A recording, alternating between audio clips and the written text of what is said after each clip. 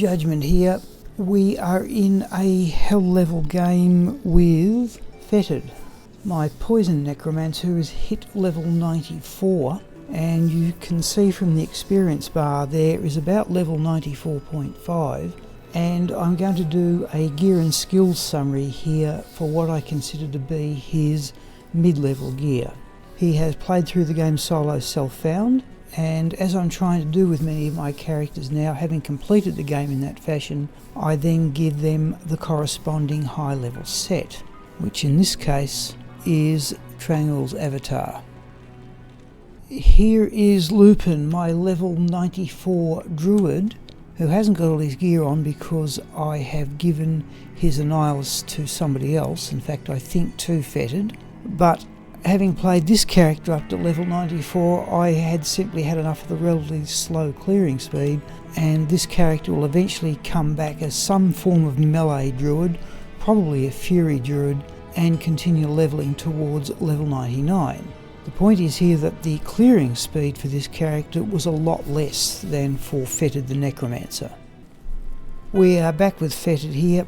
He is levelling so fast I'm going to have to stop doing this and give him his intended high level gear, but my intention is I'll definitely at some stage in the future play this character up to higher levels with something like the current gear. So we have at the moment the Trang set, the helm, the armour, the belt, the gloves and the shield, which is the rarest part of the set.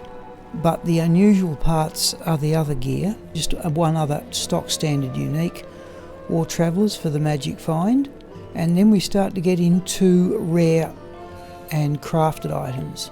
So I've put on that ring and also this ring, and note there the 20 to strength, and these are to keep up the cast rate and the life and the resistances, but when I go through some gameplay I'm not certain the cast rate matters all that much with this character. Your poison damage takes place over 2 seconds, provided you can get a little better than a cast every 2 seconds, that seems to be sufficient. Two unusual pieces of gear on this character are the amulet and the weapon. So there's the amulet there. I picked it as a mix of cast rate, skills and magic find. I like to use these things I've created down the years, and I thought that was a good amulet to complement the rest of his skills. The unusual part here is the weapon. I hunted high and low for a 6-socket crystal sword, and I never found one, but I found a 6-socket dimensional blade, and into that I've put my 6 worst poison facet jewels, just purely as an experiment. So that means those 6 jewels contribute 20% to poison skill damage, and it's a mix of 3 and 4% damage jewels, and minus 18 to enemy poison resistance means that every jewel there had minus 3 to enemy poison resistance. On switch, I've upped the gear here a little. I've given him battle orders. I made that one for him. It's probably not really all that necessary. This is a part summoning necromancer, and the skeletons and golem provide a shield for any damage. In the inventory, a good hellfire torch, the best of my 3 Annihilus charms. I'm saying that one's the best because of the experience gain, the resistances, and then Geeds, Poison Sunder Charm, Poison Bone Skiller, Poison and Bone with hit recovery, life, Run Walk, life, and the small charms are all magic find small charms. That produces these stats, and you'll notice there the poison resistance, even with a Sunder charm in, is still 67%. The others are all comfortably above the maximum, though we do have a lot of additional fire resistance and cold resistance. The distribution of the stat points is enough strength to equip gear, some extra points into dexterity, and the rest into vitality, nothing into energy. And the reason why is that we needed some extra dexterity for the dimensional blade, but he already had enough dexterity. You'll notice here he walks across the town. You use walk rather than run to maintain the blockings percentage, because as you swap between run and walk, necromancer in the triangle set, the run and walk doesn't matter. I'm hitting R in here at the moment. Okay, we're back to walking. We will go back to the triangle set. Mercenary, a couple of bits of unusual gear here. Ethereal Hustle, and my usual lecture about this time is that Treachery is probably a better armour when you are facing tougher monsters. Not necessarily a good piece of gear, but I've borrowed this from the Summoning Necromancer Morbid, and there is an Ethereal Steel Skull up to be an armlet in which I have placed a 15 attack speed or resistance at 7 dual. Now, in amongst the crowd of skeletons, the 5% lifesteal is normally enough, and I like having the extra magic find because the magic find of the main character isn't all that high, and I'll show you that in a moment. Possibly a little bit high end, but for what I consider a mid-level build, there is an Ethereal Obedience, and I've put that in a Great Poleaxe to match the attack speed breakpoint of 65, and I think for Great Poleaxes there's one at 60 on an Act 2 Mercenary. Realise I haven't shown you the main character's advanced stats. So I have regenerate mana 65, but if you use Poison Nova cautiously at no more than once every couple of seconds, you don't often run out of mana. 26 life steal is useless. We have only 155 magic find, but we could up that by putting magic find gems in the armour and the helm and an Istrune in the shield. We have 79 run walk, there is no teleport on this character, 37 hit recovery, 48 fast cast, I'm not certain how relevant that is, cannot be frozen, and we have 45% to poison skill damage and minus 43 to enemy poison resistance. The somewhat strange fire skills that you get with the triangle set I have yet to use. For skills, in summoning I have maximised Skeleton Mastery, base 4 into Skeleton to get up to 7 skeletons, 1 into Golem Mastery, Clay Golem, Summon Resist, Poison and Bone, maximise Poison Dagger, Poison Explosion, Poison Nova, and notice the damage there on Poison Explosion is somewhere there an average of about 57,000, and I keep on wondering is there possibly a build that could make use of that. 1 into Bone Armour, I always like 1 point in Bone Armour with the addition of plus skills. That's going to give 260 in damage and a little bit more when we put up battle orders. 1 in Teeth, extra points I'm now putting in Corpse Explosions up to base 8, but I regret not putting 1 into Skeletal Mage. I thought with the number of times that I cast lower resist, I thought skeleton mages might be a little bit more useful than they normally are, but they don't have anything like the life of the skeletons. For curses, 1 each into my normal lot of dim vision. You use that when the monsters get tough and you have to approach them, and everything else 1 point each down to lower resist. Of these ones I tend to use amplify damage, life tap occasionally to rescue the mercenary, though terror can be quite useful if you're not playing with a huge bunch of summons. One thing I usually carry in the stash is a physical Sunder Charm that goes in place of that one there. When we come across physical immune monsters, then I'd like to give the mercenary a bit of a hand, and I think that's a good tactic for necromancers or even for sorceress. I've used the same trick there. Annoyingly, I found a 6-socket military pick sometime after I found the dimensional blade, but when I play this set again I will put in more poison facet jewels, and I have selected out a bunch of 8 that are essentially minus 5 fours. I'm surprised I had more of these than anything else, but here are 10 minus 5 4 poison facet jewels.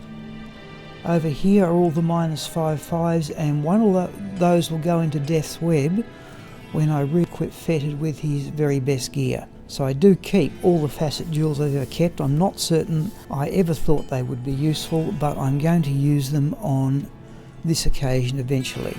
It's time for some gameplay here. I'm going to show you some gameplay in favourable conditions and some in unfavourable conditions. We're going to go up to Act 5.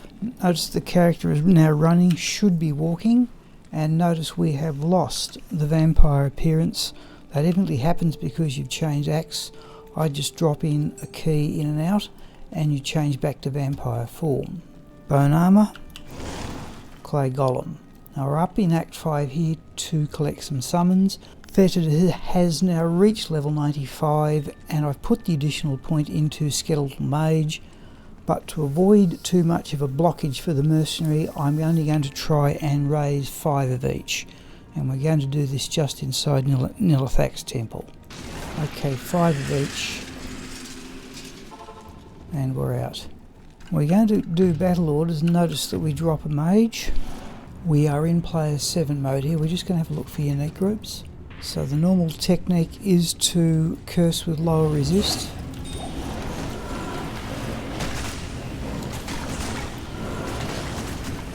Once there's a corpse down, curse with amplified damage and then go for corpse explosion. Okay, unique group with fanaticism. Here we'll go amplified damage. And the golem.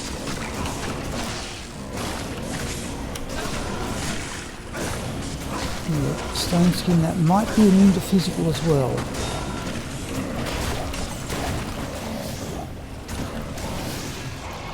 We are running the Sunder Charm at the moment to give the mercenary a bit of a hand. I like to see this accumulation of low level stuff because it convinces me the clearing speed is adequate. Now we should get Bonebreaker here, the super unique. So we'll try and fight him through the doorway.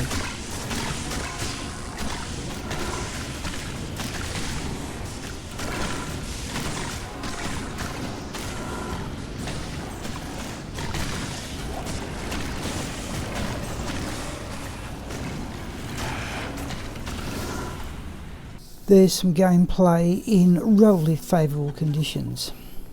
Now these next few pieces of video are played in places where conditions were not so favourable. Here I've decided to match Fetid against apparitions, and the point is that they are physically immune except for the Sunder Charm. So use low resist as the default curse. And here I moved the main character to a point where it's cursing all the apparitions, and then it's amplified damage. This one here is an unusual piece of video, is that the unique monster of the group is singled out as being attacked by Fetid only. So low resist drops the monster enough to die. We are using lower resist, and once we've got a couple of them down, we change to amplified damage. 2 casts of poison though against a shaman without lower resist. Here's Fetid against a cursed archer group, so we've used Envision. You can see the unique at the bottom there, but a second unique comes in from the side. Now the dim vision means that the poison nova doesn't act as effectively, but you notice the archer down the bottom there catches the poison nova and dies. Then it's corpse explosion. Here are 2 occasions where Fetid applies low resist without the mercenary and without corpse explosion. In the second one here, the group is cursed. But you can see the monsters go down still relatively quickly. On this occasion, Fetid is using Poison Nova. Notice the mercenary is not joined in the battle. So we're trying to knock them down with Poison Nova.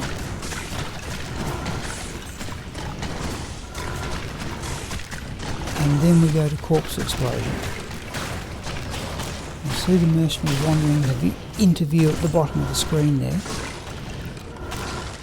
So while this is still a viable method of killing monsters, it is very much slower, and you're relying on the damage from the mercenary to generate the first corpse.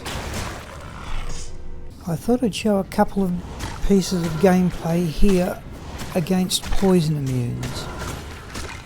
You can see here there's one skeleton blocking the way, and the burning dead skeletons are not poison immune, but the dried corpses are. And you can see here the effect of the Sunder Charm and lower resist,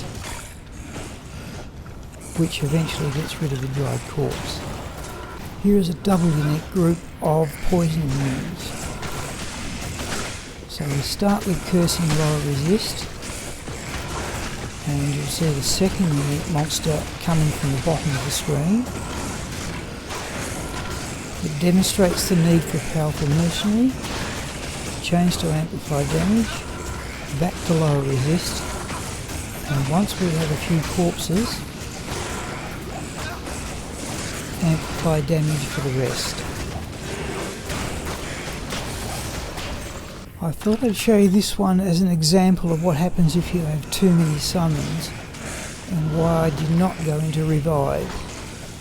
You'll notice here the mages and the skeletons are blocking the mercenary coming through, and it's just the golem against the monsters really.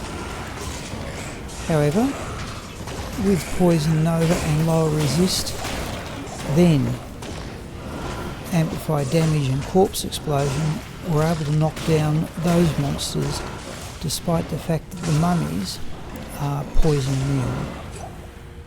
That was Fetid's gear, skills and gameplay between levels 94 and 95. I had originally intended to stop this character at about level 94, but he leveled so quickly that he gained the additional level in quite rapid time.